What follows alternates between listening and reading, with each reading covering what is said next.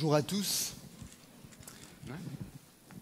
Ce matin, nous n'allons pas perdre de temps, nous allons directement lire le texte et j'ai demandé à François de pouvoir lire le texte sur lequel je vais m'appuyer.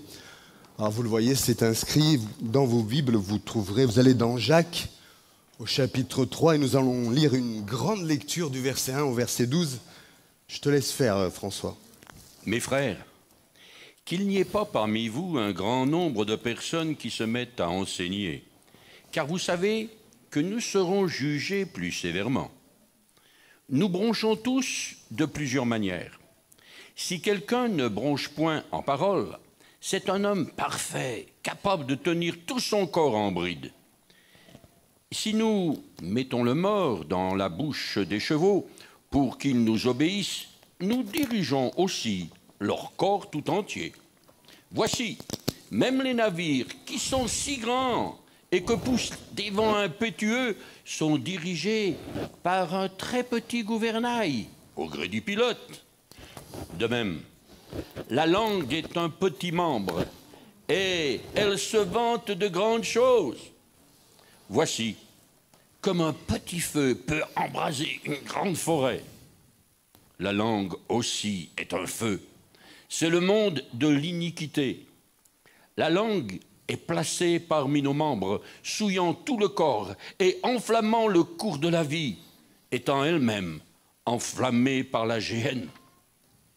Toutes les espèces de bêtes et d'oiseaux, de reptiles et d'animaux marins sont domptées et ont été domptées par la nature humaine. Mais la langue, aucun homme ne peut la dompter. C'est un mal qu'on ne peut réprimer. Elle est pleine d'un venin mortel. Par elle, nous bénissons le Seigneur notre Père.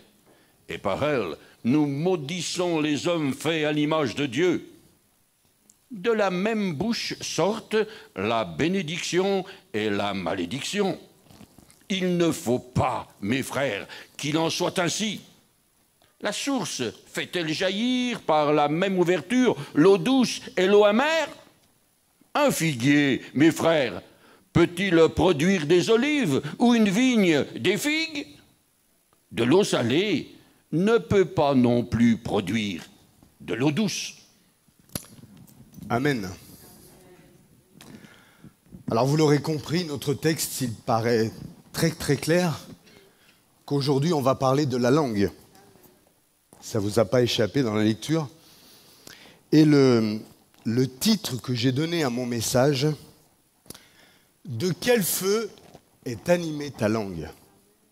Ça vous va? Alors vous aurez remarqué que le titre du message nous pose dès le début une question à laquelle il faudra qu'on n'oublie pas de répondre, frères et sœurs. Tout au long de ce message, on va se poser la question, mais de quel feu est animée ta langue? Parce qu'on peut se dire, mais finalement, ce message, c'est pour le frère là, qui est à côté, ou la sœur à côté ou derrière. Mais je crois que le message est pour chacun d'entre nous. Amen. Ma langue est-elle animée du Saint-Esprit, frères et sœurs? Ou est-elle animée d'un autre esprit? Je crois qu'il faut rester modeste. Restons modestes et ne pensons pas que ma langue serait toujours utilisée par le Saint-Esprit. Parce que ma grand-mère, je vais la citer, avait vous savez, les grand-mères ont souvent des citations très intéressantes et elle me disait une chose. Elle disait, mon fils, l'eau lave tout, sauf les mauvaises langues. Et le sang de Jésus lave tout, même les mauvaises langues. Amen. Parce que c'est son sang qui a été donné pour nous. Nous savons que la langue fait des ravages. La langue fait des ravages aussi bien dans l'Église, parce qu'elle fait des ravages dans l'Église, il ne faut pas se le cacher, on ne va pas être hypocrite, mais elle fait aussi des ravages dans la famille. Je crois qu'il faut prendre ces choses au sérieux parce que ce n'est pas un message où on peut être désinvolte, mais je crois que et je demande au Saint-Esprit, il a déjà commencé ce matin, qu'il continue à nous parler ce matin, dans la voix intérieure. Notre langue possède 3 pouvoirs. Je ne sais pas si vous le savez. Le premier pouvoir, c'est celle d'enseigner. Le deuxième pouvoir, c'est celle de maudire, c'est-à-dire de mal dire les choses. Et le troisième pouvoir, celle de bénir. Et le verset 1 commence par cette mise en garde où il est dit « Ne soyez pas nombreux à vouloir enseigner ». Pourquoi ? Parce que nous serons jugés plus sévèrement. L'avertissement du verset 1 vient juste après une longue argumentation de 13 versets qui nous rappellent, si vous voulez, avant que le verset 1 commence au chapitre 3, il y a 13 longs versets juste avant qui nous rappellent que la foi sans les œuvres est morte. Alors vous allez me dire, mais quel est le lien entre la langue et la langue qui enseigne et la foi ? Eh bien, il y a un lien. Comme la foi sans les œuvres est morte, eh bien, de la même manière, un enseignant qui ne vit pas ce qu'il enseigne ne transmet pas la foi, mais une croyance.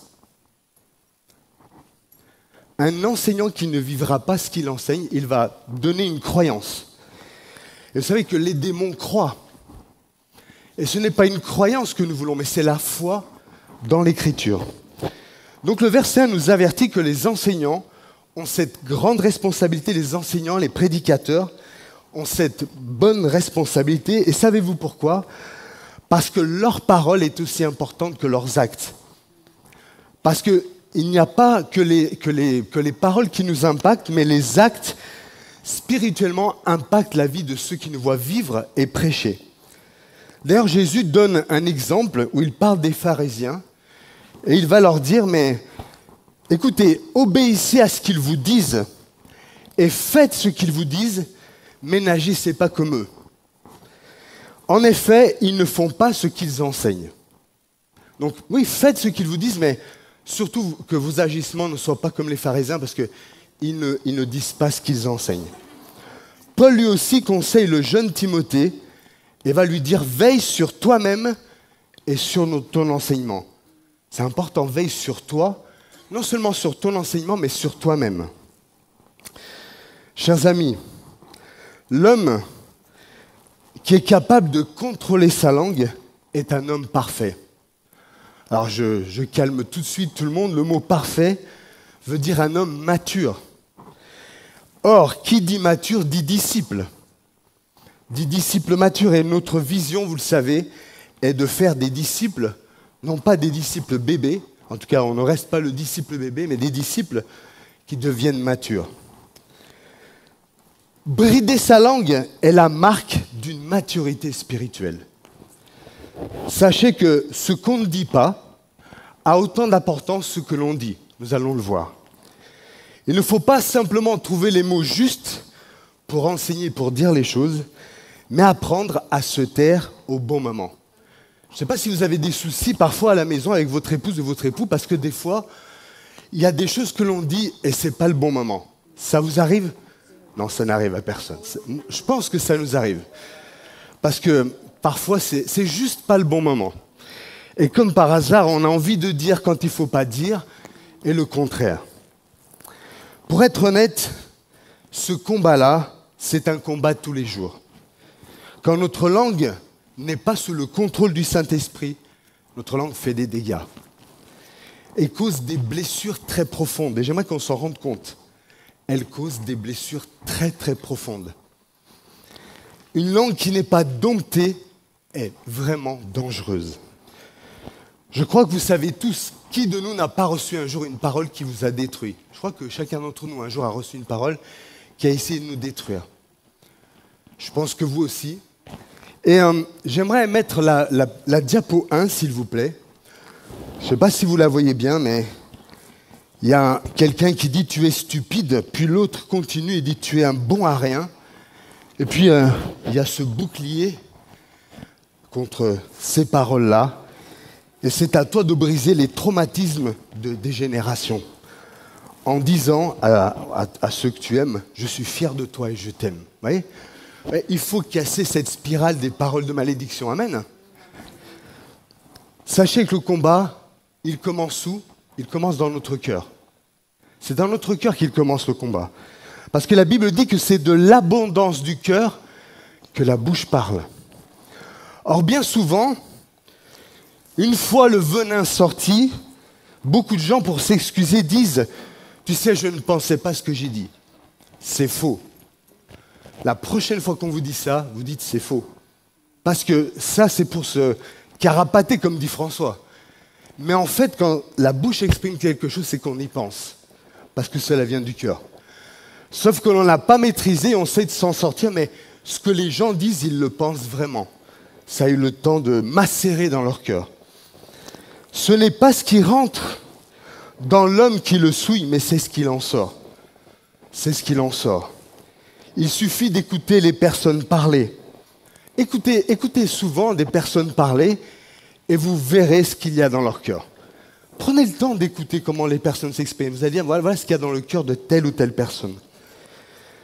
Si quelqu'un s'imagine, dit Jacques, être religieux sans tenir sa langue en bride, il se trompe lui-même. C'est quand même fort, hein? C'est-à-dire que si on ne tient pas notre langue en bride et on pense qu'on est religieux, on se trompe soi-même. C'est fou, hein? Je ne sais pas si vous êtes déjà trompé. Carlos, tu t'es déjà trompé?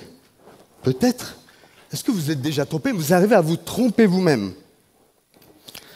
Alors, frères et sœurs, il faut veiller à cela, à ne pas se tromper de feu. C'est ce que nous allons voir aujourd'hui. Ne pas se tromper de feu et dire de quel feu sommes-nous animés. Et j'aimerais dire qu'on peut être animé de deux sortes de feux. Le premier feu, vous le connaissez, c'est les flammèches de feu. Ces flammèches se sont posées sur les disciples à la Pentecôte et le résultat fut spectaculaire. Ces flammèches de feu vont embraser les langues des disciples et les langues vont se mettre à prophétiser la parole et prophétiser des merveilles de Dieu dans différentes langues. Ça, c'est le miracle. Amen. Ça, c'est le miracle. Mes chers amis, il y a un autre feu qui, lui, ne prêche pas les merveilles de Dieu. C'est un feu étranger qui est véhiculé par notre langue. Ce feu apporte malédiction et destruction. Et même si le mot malédiction paraît fort, le livre de Jacques nous dit que la langue est pleine de venin mortel. Les jeunes disent c'est mortel.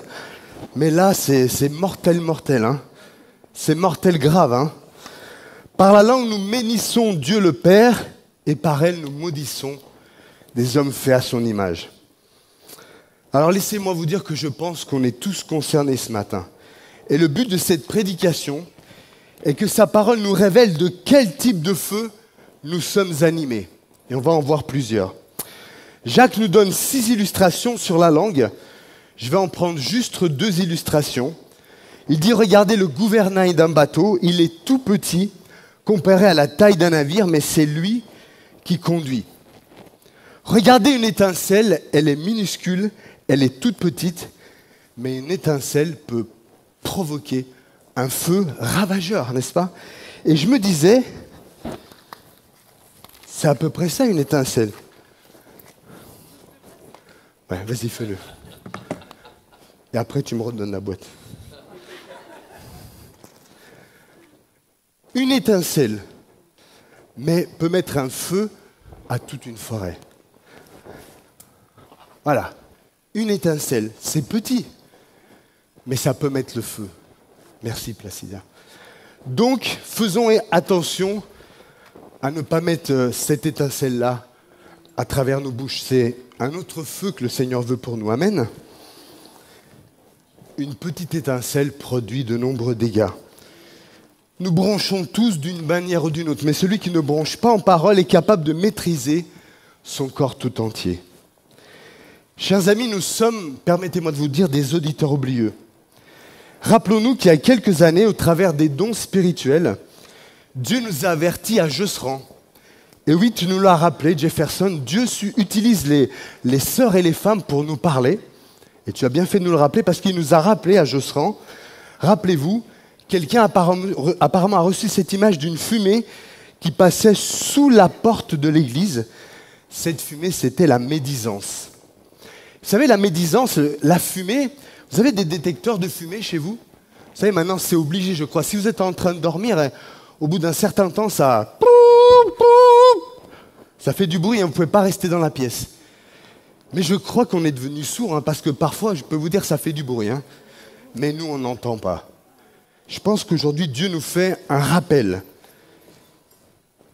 Puis, Dieu nous a encore parlé, à nous les hommes, au château de Jude, en nous avertissant, rappelez-vous les hommes, que notre bouche ne devait pas prononcer des paroles méchantes, mauvaises. D'ailleurs, Paul demande aux chrétiens d'Éphèse de renoncer à toute parole qui détruise l'unité de l'Église, à toutes les paroles qui provoquent des conflits, à toutes les paroles qui affaiblissent la confiance les uns dans les autres. Il dit, renoncez à tout cela. Tout ce que je viens de citer, chers amis, attriste le Saint-Esprit. C'est pour cela que Paul va avertir qu'il ne sorte de votre bouche aucune parole mauvaise. Alors j'ai besoin de vous maintenant. Qui aime les pommes? Qui c'est qui veut une pomme pour la croquer? Oui? Est-ce qu'il y a quelqu'un d'autre? Regardez les belles pommes. Vous les voyez là? Elles sont belles, hein? Allez, je vais vous donner la pomme.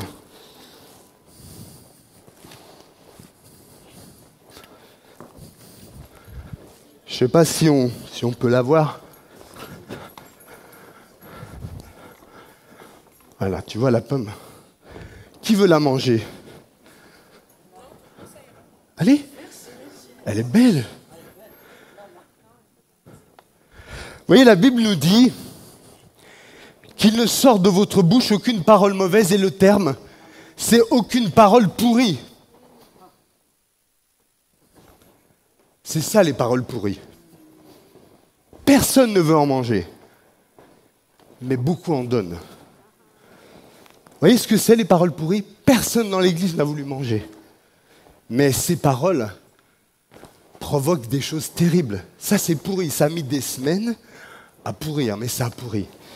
Je pense que vous préférez dans l'église manger ces pommes-là, non? C'est meilleur. Donc, quelle est l'église que l'on veut? Qu'il ne sorte de votre bouche aucune parole pourrie, aucune parole corrompue. Cela veut dire, en grec, les paroles malsaines, des paroles putréfiées.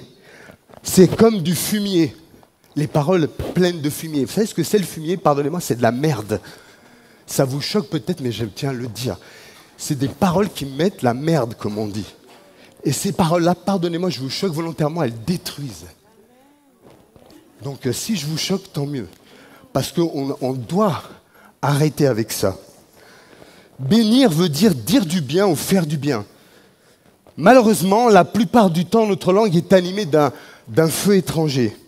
L'histoire biblique nous montre un couple qui ont choisi que leur langue soit animée d'un feu étranger. Ce feu les a poussés à ne pas dire la vérité. En fait, c'est mieux que ça.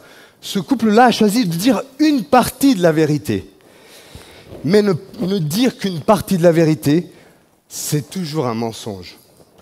C'est toujours un mensonge. Et parfois, on se contente d'une partie. Vous connaissez ce couple, hein? Ils vont s'unir pour donner une image mensongère. Et ça, c'est la culture du paraître dans l'Église. L'image mensongère, on dit des demi-vérités. On s'arrange avec ça parce qu'on veut paraître. Pourtant, l'Écriture nous dit que chacun dise la vérité à son prochain.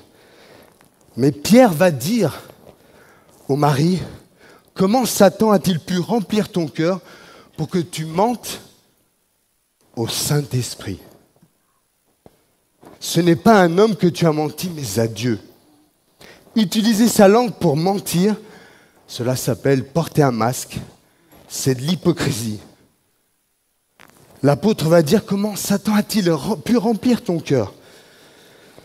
Notre cœur, chers amis, de quoi est-il rempli? De mensonges ou rempli de l'esprit? Il y a un deuxième feu étranger, c'est la langue qui exagère la réalité. Elle aussi, c'est un feu étranger. On va dire, j'ai prié pendant 1 heure, alors qu'en vérité, on a prié 5 minutes. On va dire, j'ai annoncé l'évangile à 5 personnes, mais en vérité, c'est à 1. Vous allez me dire, mais pourquoi on fait cela? Quel besoin? On a besoin d'exister aux yeux des autres. Il y a ce besoin. Parce que cela nous donne apparemment de la valeur. Mais il y a un chant, je crois, qui dit « Tu n'as rien à faire pour être aimé par lui. » Tu n'as rien à faire. Tu n'as rien à faire. Ça, c'est pas parce qu'on a un costume et une cravate que ça impressionne Dieu. Hein. C'est votre cœur qui doit être beau. C'est votre cœur. Il faut veiller à cela. Mais il y a aussi un autre extrême, c'est la langue qui ne dit rien. Certes, elle ne ment pas, non. Mais c'est le feu de la langue qui ne dit rien. Et permettez-moi de vous dire que parfois se taire, comme on l'a dit, c'est une bonne chose. Mais parfois se taire, c'est pactiser avec le mal. Alors on se donne des excuses. On se donne des excuses. On se dit, ah mais si je parle, je vais avoir des problèmes. Eh bien laisse-moi te dire que si tu ne dis rien, alors que tu sais, tu auras un souci avec Dieu. Ce feu de la langue qui ne dit rien, si je devais nommer ce feu, il s'appellerait le feu de la lâcheté, le feu de la complicité. Le feu d'être lâche et complice. Ce n'est pas un esprit de lâcheté que Dieu nous a donné, mais un esprit de force, d'amour et de sagesse. Ce n'est pas un esprit de lâcheté. Le pasteur Luther King a dit « À la fin, nous nous souviendrons non pas des mots de nos ennemis, mais des silences de nos amis. » Est-ce que je cherche à plaire à l'homme à tout prix? Ou bien est-ce que je veux plaire à Dieu? À qui vous voulez plaire, frères et sœurs? Une autre langue de feu, c'est la langue qui va calomnier une personne. La calomnie, c'est une parole qui cherche à blesser. Le but, c'est de détruire, de briser une réputation d'une personne par des accusations mensongères. Cela aussi, sachez-le, attriste l'Esprit Saint. La calomnie cherche à rabaisser la personne. C'est très proche de l'injure et de la diffamation. Vous savez, il y a une histoire qui a déjà été racontée ici. Vous prenez un coussin avec des plumes, vous l'éventrez, vous jetez les plumes. Là où il y a du vent, allez après récupérer chaque plume. Essayez, vous verrez, c'est impossible. La langue de feu qui provoque des scandales. Malheur par qui le scandale arrive ou par qui la division arrive. Dieu a versé son sang pour l'Église. Jésus a versé son sang pour l'Église. Il ne laissera pas le feu du scandale continuer.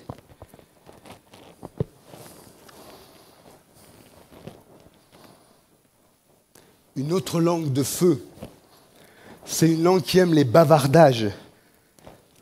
Vous savez, sans bois, le feu s'éteint. Mais le bavardage, on aime rajouter.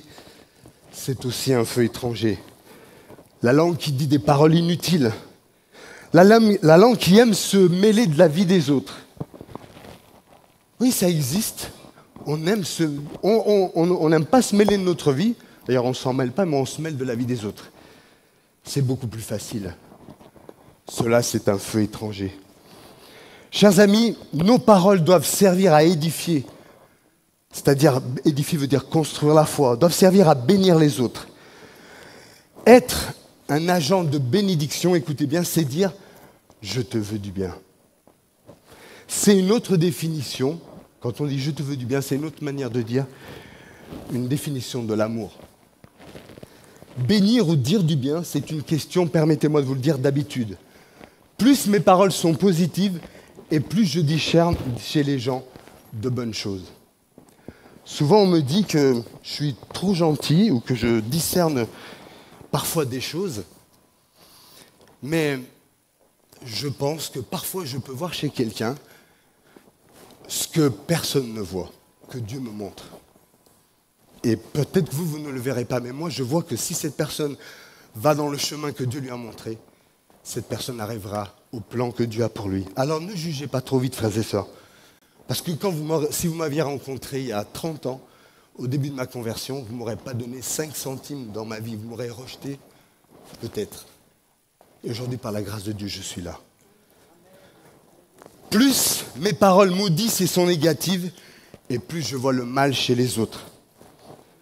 Chers amis, le feu de notre Dieu se réjouit de la vérité. Elle se réjouit de la vérité.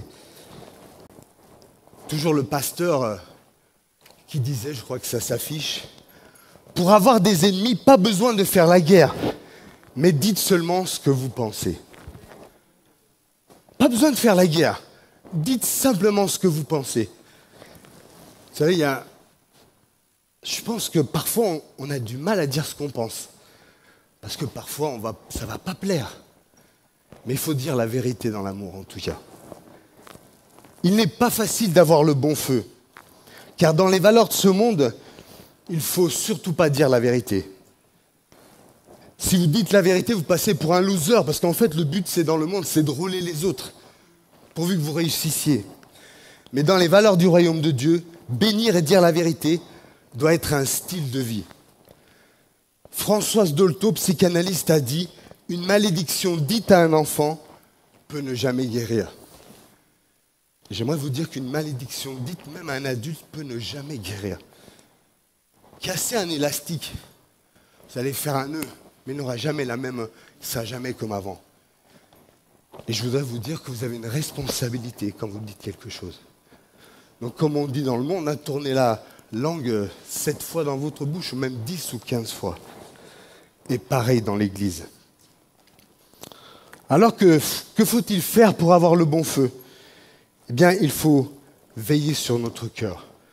C'est de l'abondance du cœur que notre bouche parle. Si tu as un cœur rempli de toi-même, eh bien, ce qui sortira, c'est ce feu étranger. Mais si tu laisses Dieu remplir ton cœur par son feu, alors ce feu va embraser ta vie. Et les fruits de ce feu vont être que les relations que tu auras avec ta famille, ton travail et ton église seront bonnes. La vérité n'est pas une chose, la vérité c'est Jésus. La vérité c'est Jésus. Et nous savons qui est le père du mensonge.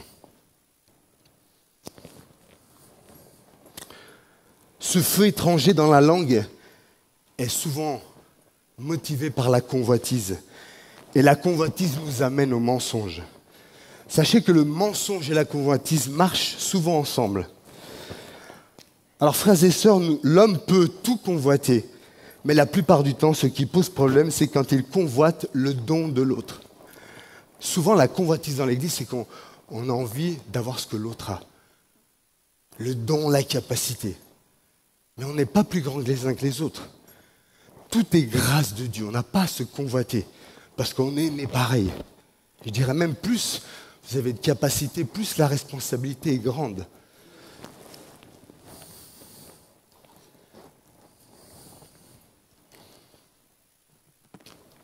Je vais terminer.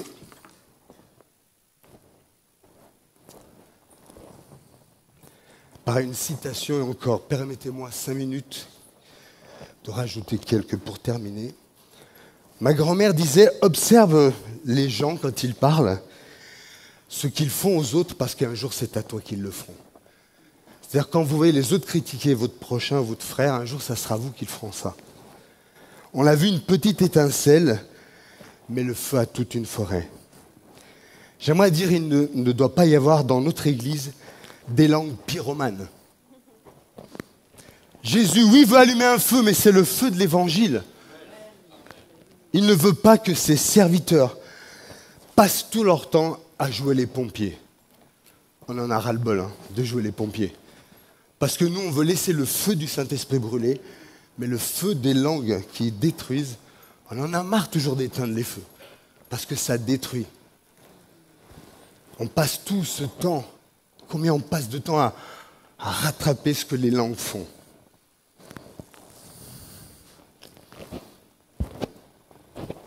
Vous savez, on peut confesser nos péchés. On peut confesser comme on l'a dit tout à l'heure, et Dieu pardonne. Mais parfois, il y a des blessures, je dis, qui ne s'arrêteront jamais. Des vies détruites. Des vies détruites.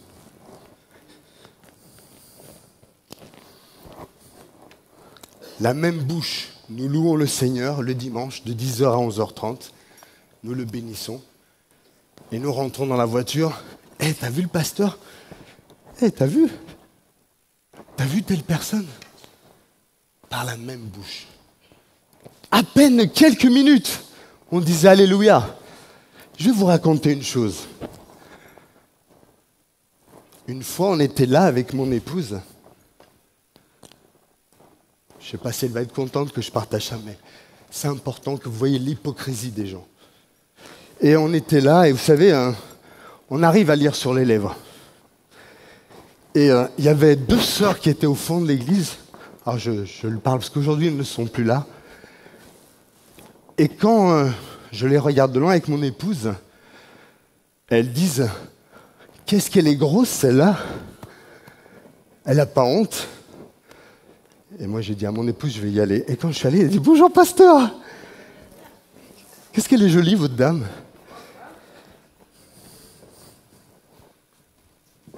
Ça existe. C'était des gens qui parlaient en langue, qui prophétisaient. Apparemment, bien sous tout rapport. Bien sous tout rapport.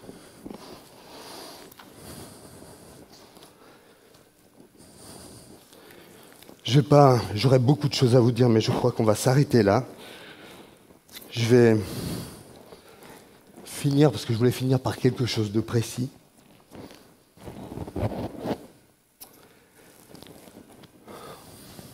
En conclusion, je dirais, ce que la langue exprime, c'est ce que le cœur a accumulé. C'est ce qu'il y a dans notre cœur. Or, le cœur dans la Bible, c'est notre personnalité tout entière. C'est les pensées, c'est les émotions et c'est la volonté. C'est ça notre cœur, c'est notre personnalité qui a accumulé. Alors, si cette semaine, vous continuez à cette lecture, en continuant au verset 13, je vous invite à le faire, vous verrez qu'il est parlé de 2 types de sagesse. La sagesse d'en haut et la sagesse terrestre, humaine, démoniaque. Et ce que je voudrais dire, qui est sage, qui est intelligent parmi vous? Et si on se réfère à ce qu'on a écouté ce matin, l'homme sage et intelligent, c'est celui qui sait dompter sa langue. Mais là où il y a de la jalousie, un esprit de rivalité, du désordre, de toutes sortes de pratiques mauvaises, voyez. Alors, j'aimerais relire. Vous allez le lire chez vous, mais j'aimerais relire le verset 17 et 18 qu'on n'a pas lu, qu'on n'a pas eu le temps de lire. Écoutez bien. « Mais la sagesse d'en haut est tout d'abord pure, porteuse de paix, douce, conciliante, pleine de compassion et de bons fruits. Elle est sans parti pris et sans hypocrisie. Le fruit de la justice est semé dans la paix par ceux qui travaillent à la paix. » Mais on pourrait dire aussi, je vais dire à ma manière, et quand vous regardez le contexte, on peut prendre le texte comme cela. La sagesse d'en haut s'exprime par une langue qui est porteuse de paix. Cette langue s'exprime par des paroles douces et conciliantes, mais aussi par des paroles pleines de compassion qui font du bon fruit. Ces paroles sont sans parti pris, sans hypocrisie. Le fruit de la justice, c'est celui de ceux qui travaillent à la paix. Je terminerai en disant, on a eu 24 heures de prière, en disant, Seigneur, on souhaite t'écouter, à mieux t'écouter.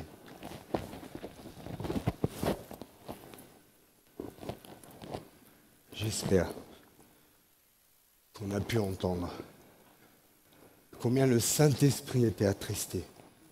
Vous savez, le problème, c'est pas tellement... Parfois, on échoue tous, vous savez. On ne peut pas dire que... moi, le premier, qu'on n'ait jamais mal parlé. Mais le vrai problème, c'est qu'on manque de repentance. Et la repentance, c'est un retour à Dieu. On se détourne de là où on était, on se tourne vers Dieu et on reconnaît. C'est ça le vrai problème. C'est ce qui provoque des cœurs durs. Et des cœurs durs, parfois, ça fait du dégât. Et le pire, c'est que le Saint-Esprit, vous savez, une fois qu'il est attristé, il nous laisse tranquilles. Une fois qu'il nous a avertis, il nous laisse bien, bien tranquilles. Et nous, on s'endurcit. J'aimerais que l'on puisse prier. Si vous avez été interpellé, je n'ai pas voulu, j'aimerais vous le dire, vous mettre au-dessus de vous. Je suis comme vous. Alors je vais descendre. Et si vous le voulez bien, est-ce que vous voulez qu'on prie ?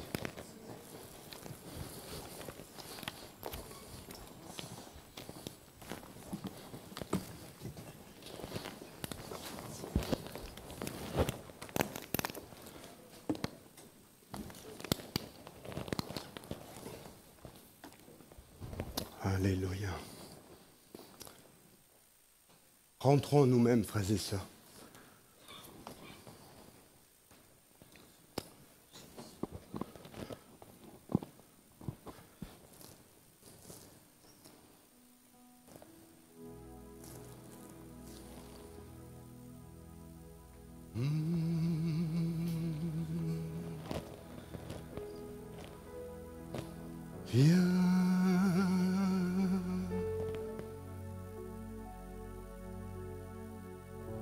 Viens souffler, Esprit Saint,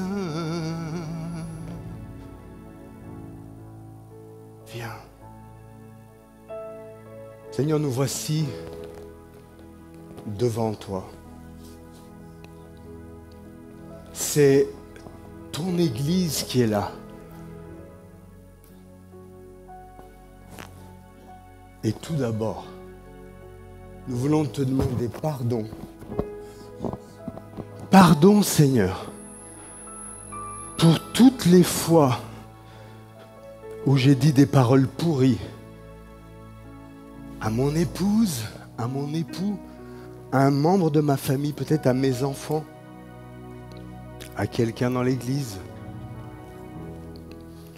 On veut sincèrement te demander pardon.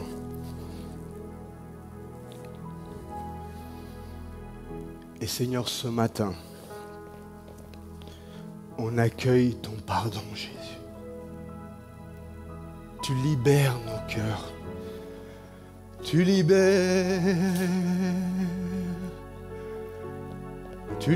nos cœurs. Tu libères nos cœurs, Seigneur, ce matin. Merci. Laissez faire l'action du Saint-Esprit ce matin. Laissez aller là où vous n'avez jamais permis à personne de venir. Je vais prier pour des personnes pour qui des paroles dans leur vie ont tout bloqué. Des personnes qui avaient une destinée de Dieu. Et des paroles vous ont mis à terre. J'aimerais prier ce matin avec vous et demander au Saint-Esprit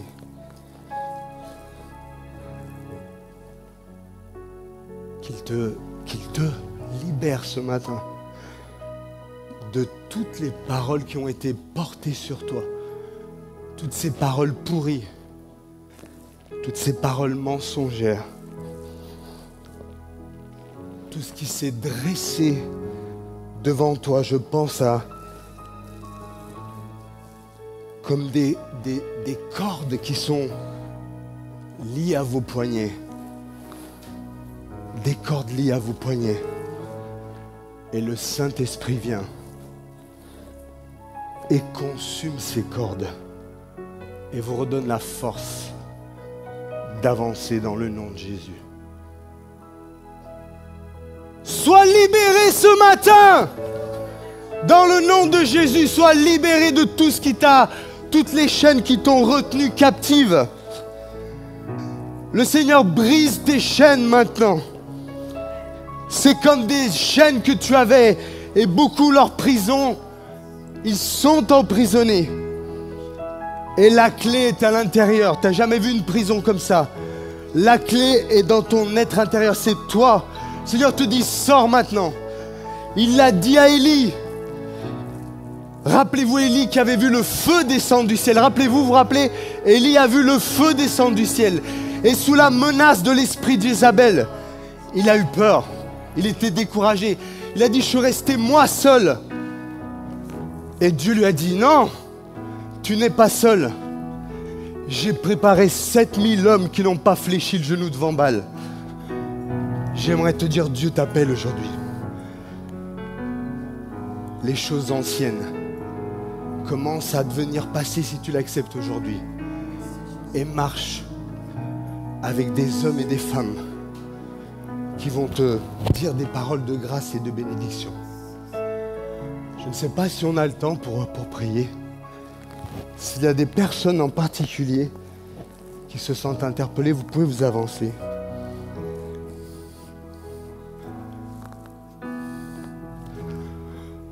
Alléluia, merci. Voilà, avancez-vous s'il y a d'autres personnes. François, on va laisser approcher les gens, on va prier. Placidia, François. Restez en présence de Jésus.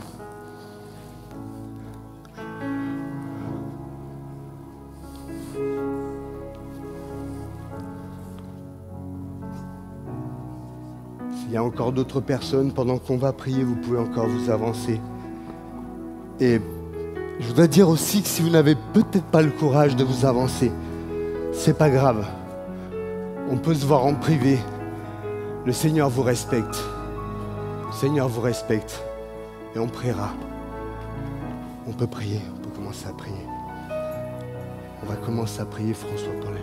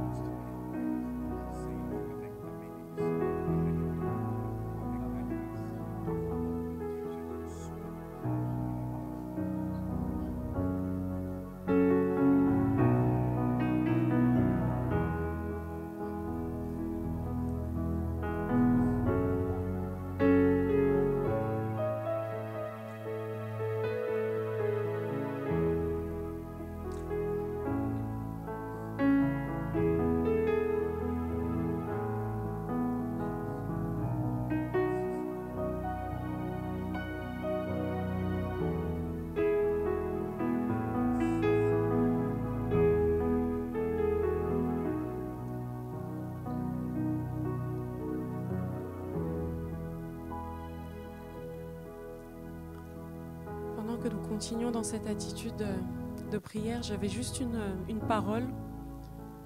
Lorsque le pasteur disait que tu es dans une prison et que la clé se trouve dans la prison, je voudrais dire à quelqu'un que la clé, en fait, c'est le pardon. Le pardon pour sortir de cette prison de ce qu'on a pu te dire, des paroles qui te mènent captive. C'est une femme. Des paroles qui te mènent captive jusqu'à maintenant. Tu as la clé. Et la clé se trouve dans ta prison. Et cette clé-là, c'est le pardon. Tu te dis que c'est justifié, que tu ne peux pas pardonner, que tu n'as pas à pardonner par rapport à ce que tu as subi. Mais ce matin, le Saint-Esprit te dit que tu dois pardonner pour sortir de cette prison. Que celle que tu es en train de retenir, ce n'est pas cette personne qui t'a fait du mal, ce n'est pas cette personne qui a dit des mauvaises paroles vis-à-vis de toi, mais c'est toi-même. Alors pardonne. Que le Seigneur te bénisse.